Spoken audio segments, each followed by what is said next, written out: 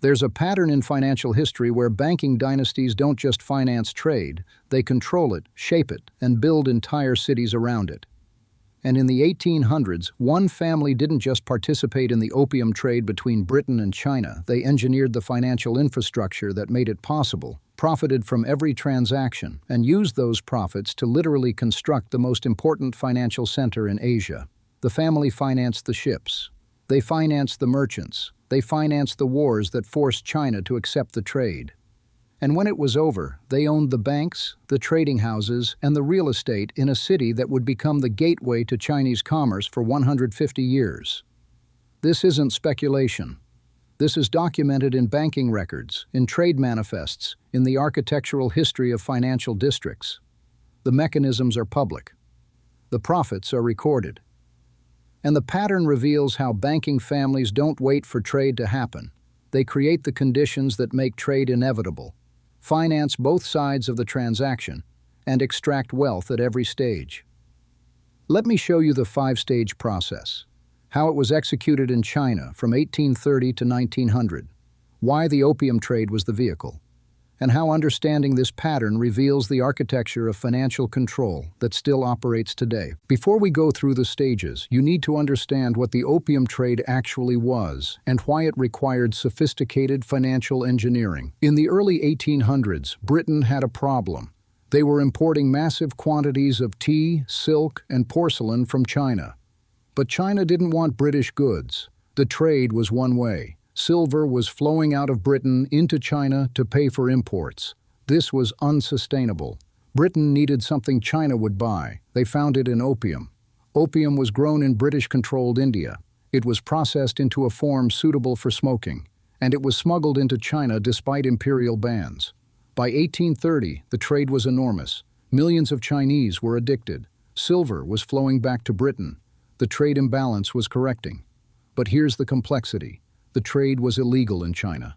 It required smuggling networks. It required bribing officials. It required armed protection. It required financing for ships, for warehouses, for the merchants who took the risk. And most importantly, it required a way to convert opium sales into legitimate banking transactions.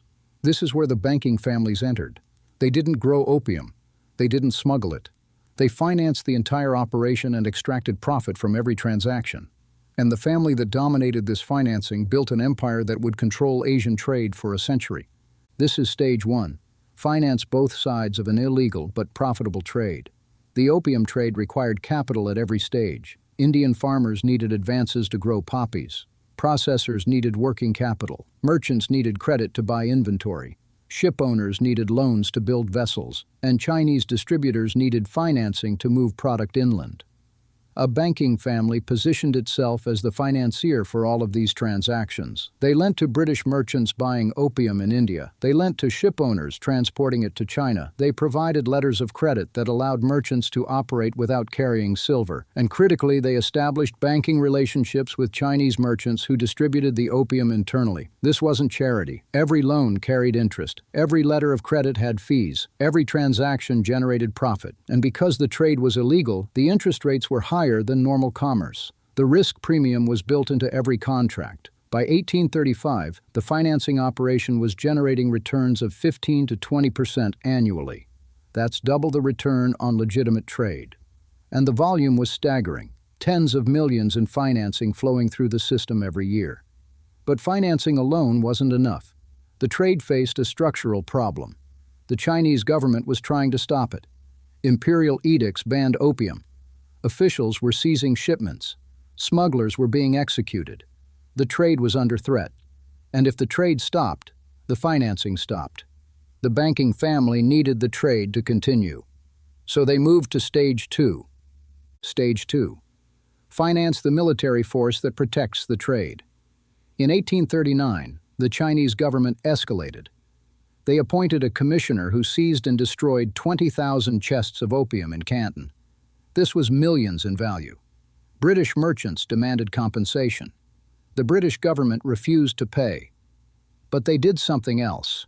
They sent warships. The First Opium War began in 1839.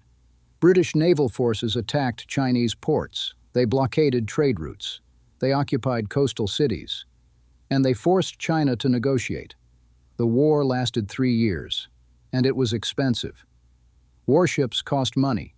Soldiers require pay. Supplies must be purchased.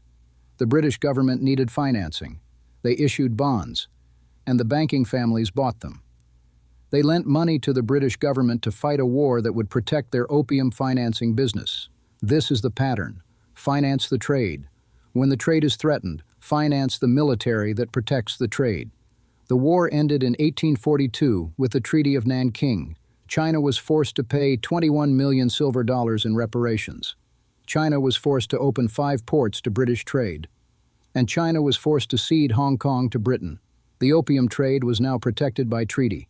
British merchants could operate openly in treaty ports, and the banking family that financed both the trade and the war was positioned to dominate the next stage.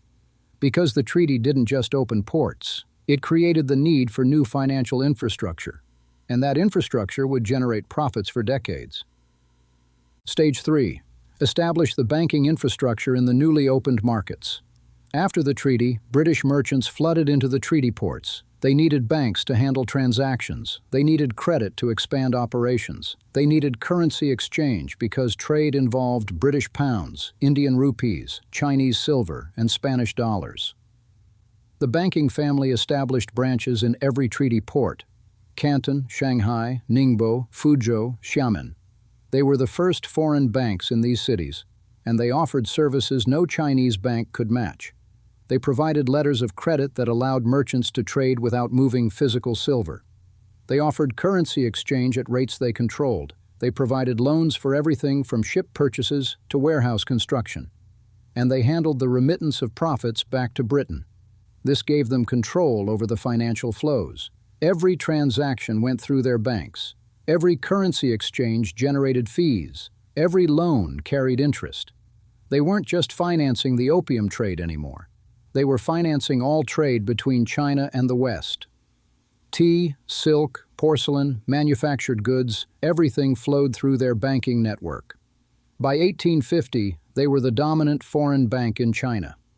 And their focus shifted to one city that would become the center of everything: Shanghai. Shanghai was a small trading town before the treaty, but its location was perfect. At the mouth of the Yangtze River, it provided access to the interior of China. The treaty designated it as a treaty port, and foreign merchants began arriving. The banking family saw the opportunity. They didn't just open a bank in Shanghai. They began buying land, lots of land. And this is where Stage 4 begins. Stage 4. Use trade profits to acquire real estate and build the financial district. In the 1850s, Shanghai was divided into concessions, areas where foreigners could live and conduct business under their own laws. The British concession was along the waterfront, and land was cheap. The banking family began purchasing property. They bought land along the river. They bought land in the center of the concession. They bought land that would become the financial district, and they didn't just hold it. They developed it. They built their bank headquarters, a massive stone building that dominated the waterfront. They built warehouses for storing goods.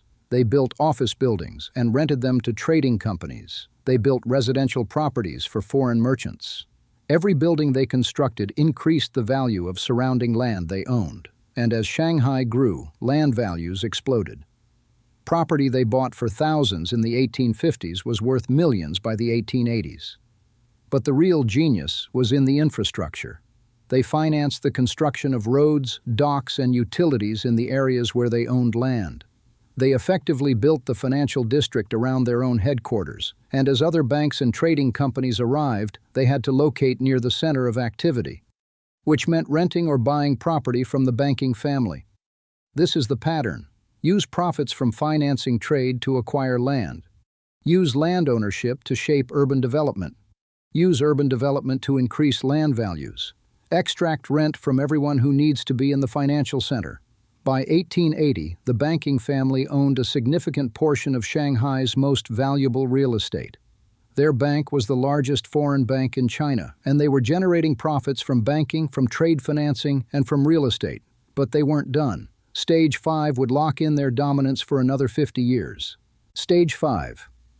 Control the currency and the debt of the government. By the 1880s, China was in financial crisis. The government had fought multiple wars: the Opium Wars, the Taiping Rebellion, conflicts with foreign powers. The treasury was depleted, and China needed to borrow.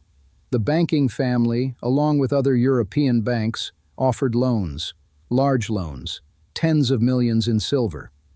But the loans came with conditions. China had to pledge customs revenue as collateral. This meant foreign banks would collect import and export duties directly. China had to accept foreign advisors in the finance ministry. This gave banks influence over government spending, and China had to issue bonds that could be traded in London and Paris. This created a market for Chinese debt that the banks controlled. The loans were profitable. Interest rates were 6 to 8%, higher than European government bonds. And the security was strong because customs revenue was guaranteed. But the real power was in the control. By controlling customs revenue, the banks controlled China's ability to regulate trade. By controlling debt issuance, they controlled China's fiscal policy. The Chinese government became dependent on foreign banks for financing, and the banks used that dependency to ensure policies favorable to trade. Opium remained legal. Tariffs remained low. Foreign concessions remained protected. This is the final stage of the pattern: finance trade. Finance the military that protects trade. Establish banking infrastructure. Acquire real estate in the trade centers. And finally, control the government's finances so that policies always favor your interests. By 1900, the banking family had executed all 5 stages. They had financed the opium trade for 70 years. They had profited from 2 wars. They owned banks in every major Chinese port. They owned vast real estate holdings in Shanghai. And they held Chinese government bonds worth tens of millions. The opium trade itself was declining by 1900. International pressure was building. China was finally able to restrict imports. But it didn't matter. The banking family had diversified. They financed tea, silk, cotton, manufactured goods. They financed railways and mines. They financed government debt. The opium trade had been the vehicle. But the destination was financial control of China's interface with the global economy. If you're watching this and you're starting to see how banking families don't just participate in trade, but engineer the entire system, how they finance both sides of conflicts, how they use profits to acquire hard assets, and how they ultimately control government policy through debt, then you're understanding a pattern that repeats across history. Subscribe to Economy Time Machine, because we're going to show you how this same pattern is being executed right now in different markets, with different commodities, but with the exact same 5-stage sequence. The mechanisms haven't changed, only the names and the products. And understanding this pattern is the only way to see how financial control actually works. Now let me show you the specific numbers because the scale of this operation is staggering. Between 1830 and 1900, the opium trade moved approximately 400 million pounds of opium into China. At peak prices, this represented 100 million pounds sterling in total value. The banking family financed an estimated 30 to 40% of this trade. That's 30 to 40 million pounds in financing over 70 years. At 15% annual returns, that's 4.5 to 6 million pounds in interest income. But that's just the direct financing. The currency exchange fees, the letters of credit, the remittance services, these added another 2 to 3 million pounds. The loans to the British government for the Opium Wars totaled 20 million pounds. At 5% interest, that's 1 million pounds annually during the war years. The real estate holdings in Shanghai were acquired for approximately 500,000 pounds between 1850 and 1880. By 1900, those holdings were valued at over 10 million pounds. That's a 20-fold return in 50 years. The Chinese government bonds held by the banking family totaled approximately 15 million pounds by 1900. At 7% interest, that's over 1 million pounds annually in bond income. Added all together, direct trade financing, currency services, war loans, real estate appreciation, and government bond income. The total profit extracted from the China trade over 70 years was approximately 50 to 70 million pounds. In today's money, that's $7 to $10 billion from one family, from one trade route, over one lifetime. This is the scale of wealth that financial engineering can create, not by producing goods, not by building factories, by controlling the financing of trade, by shaping the infrastructure, and by capturing the government through debt. Here's what most people miss about this pattern. The opium trade was morally reprehensible. It addicted millions. It destroyed families. It weakened Chinese society. But from a financial engineering perspective, it was perfect. It was high margin because it was illegal. It required sophisticated financing because it was complex. It generated enormous volume because addiction created guaranteed demand. And it required military protection, which created opportunities to finance governments. The banking family didn't create the opium trade. British merchants and the British government did that. But the banking family recognized it as the perfect vehicle for the five-stage pattern. Finance the trade, finance the protection, build the infrastructure, acquire the assets, control the government. This pattern has been executed dozens of times across history. Different families, different commodities, different countries, but the same sequence. In the 1500s, it was silver from South America. In the 1700s, it was sugar and slaves in the Caribbean. In the 1800s, it was opium in China. In the 1900s, it was oil in the Middle East. And right now, in the 2000s, it's rare earth minerals in Africa, lithium in South America, and data infrastructure globally. The commodities change, the locations change, but the five-stage pattern remains identical. Let me show you how this pattern is active right now. Stage 1. Finance both sides of a profitable trade. Rare earth mining in Africa is financed by international banks. The mining companies borrow to extract. The processing companies borrow to refine. The manufacturers borrow to purchase. Every stage is financed, and the banks extract fees and interest at every stage. Stage 2. Finance the military or security that protects the trade. Private military companies operating in African mining regions are financed by the same banks that finance the mining. When instability threatens production, security forces are deployed, and the cost is built into the financing structure. Stage 3. Establish the infrastructure in the newly opened markets. Banks are opening branches in African capitals. They're providing currency exchange, trade financing, and remittance services. They're becoming the financial infrastructure for resource extraction. Stage 4. Use trade profits to acquire real estate and hard assets. International investment funds are buying property in African cities that are growing due to mining wealth. They're buying ports, warehouses, and logistics infrastructure. The pattern is identical to Shanghai in the 1850s. Stage 5. Control the government through debt. African governments are borrowing billions from international banks and development funds. The loans come with conditions. Policy changes, regulatory adjustments, favorable treatment for foreign investors. The debt creates dependency, and dependency creates control. The five-stage pattern is executing right now. Different continent, different commodity, same sequence, and the families and institutions that understand this pattern are positioning for the same outcome. Decades of profit from financing, infrastructure ownership, and government control.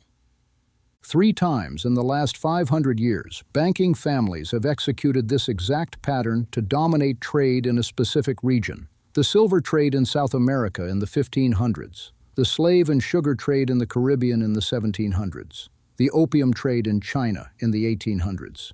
Each time the pattern was identical. Finance the trade, finance the protection, build the infrastructure, acquire the assets, control the government through debt. Each time, the banking families that executed this pattern built dynastic wealth that lasted generations. And each time, the pattern was invisible to most observers because they focused on the commodity, on the moral questions, on the surface-level trade. They didn't see the financial engineering underneath. The opium trade in China is the clearest example because the documentation is extensive. Banking records exist. Trade manifests are preserved. Real estate transactions are recorded. Government loan agreements are public.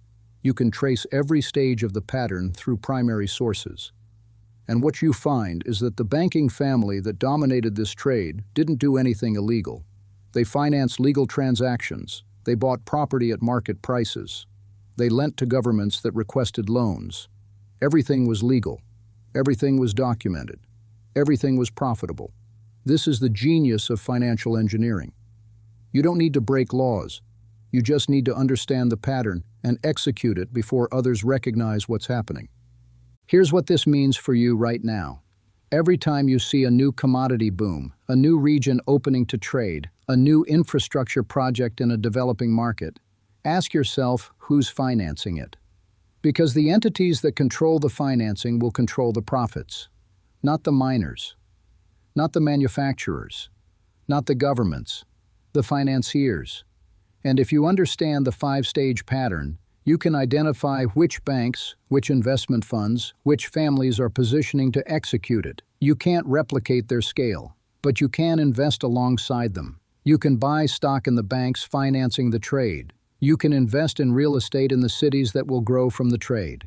You can position in the currencies and bonds that will be affected. The pattern is visible if you know what to look for. And once you see it, you can't unsee it. Every major trade route, every commodity boom, every infrastructure project, they all follow the same sequence. And the wealth flows to those who control the financing. The banking family that dominated the China trade in the 1800s built a dynasty that lasted 150 years. Their banks operated in Asia until the 1950s. Their real estate holdings in Shanghai remained valuable until the Communist Revolution. Their government bonds were repaid over decades. The opium trade was just the beginning. It was the vehicle that allowed them to execute the five-stage pattern. And once the pattern was complete, they controlled the financial infrastructure of China's trade with the West for a century. The trade itself became irrelevant. Opium, tea, silk, manufactured goods, it didn't matter. They financed all of it. They owned the banks. They owned the real estate. They held the government debt. This is the ultimate goal of financial engineering, not to profit from one trade, but to control the infrastructure so that you profit from all trade, forever. The opium trade ended, the banking dynasty continued, because they understood the pattern, and they executed it perfectly. If this changed how you see international trade, if you understand now that banking families don't just finance trade but engineer entire systems of control, if you recognize the five-stage pattern forming in current commodity markets, then you're seeing the architecture of financial power that most people never recognize. Subscribe to Economy Time Machine because we're going to track these patterns as they execute in real time, show you which institutions are positioning for the next century of control, and help you understand the financial engineering that shapes global trade. The opium trade in China was 150 years ago, but the pattern is timeless. The five stages are executing right now in Africa, in South America, in Southeast Asia. Different commodities, different banks, same sequence. And the wealth will flow to those who understand the pattern. The question is whether you'll recognize it before it's complete, or whether you'll read about it in 50 years and wonder why you didn't see it coming. The pattern was always there. You just had to know where to look.